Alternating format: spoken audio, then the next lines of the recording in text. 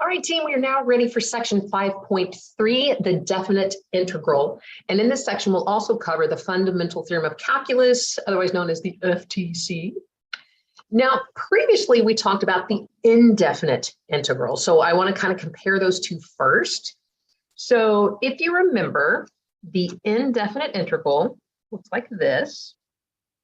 It's asking for a general antiderivative function. And the key word here is function. You're going to have variables in there. If it's d of x, it's going to be an x. D of t, it's going to be in terms of t.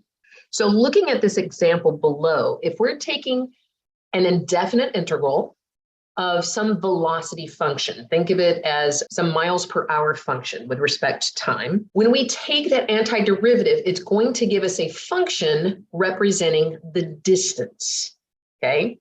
Rate times time equals distance, and it's traveled for some, arbitrary time t. Okay, so again, a function representing distance.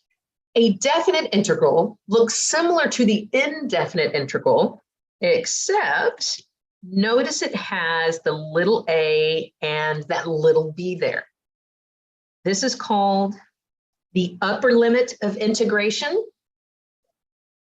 That a there is the lower limit of integration. So when they give you those lower and upper limits, it's asking us to evaluate that antiderivative function, particularly over the interval AB. So instead of the result being a function, a full expression with variables, it gives us a number. So if we look at this example, similar to the one above, except we have a lower limit of 1, upper limit of 3 of the same velocity function. When we actually evaluate it between 1 and 3, it gives us the actual distance traveled. You can think of it as the total accumulated distance between the time at 1 and the time at 3. So now we know what the R, we got to figure out, well, how do we actually evaluate it? How do we determine that? So that's our next section here, evaluating the definite integral. So again, going back to the indefinite integral, we want to recall that when we take the antiderivative, we represent that as capital F of X. So again, F of X is the antiderivative.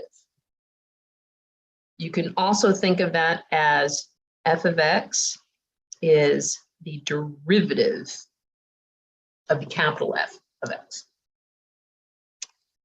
So in order to evaluate, we're going to use what we call the fundamental theorem of calculus. What that says is if we are taking a definite integral between the limits of a and b of little f of x dx, we can evaluate it by finding the antiderivative evaluated at b minus the antiderivative evaluated at a. The notation for this is sometimes f of x, and we can use a bar showing we're going to evaluate it from a to b. That notation is capital F at b minus the capital F at a. So a couple of things about the fundamental theorem of calculus. F of x must be continuous on that interval AB. It equals the total amount accumulated of the antiderivative function between a and b. And as we stated earlier, that a is the lower limit of integration and b is the upper limit of integration. So again, that gives us basically the interval that we're using. So let's do a couple examples.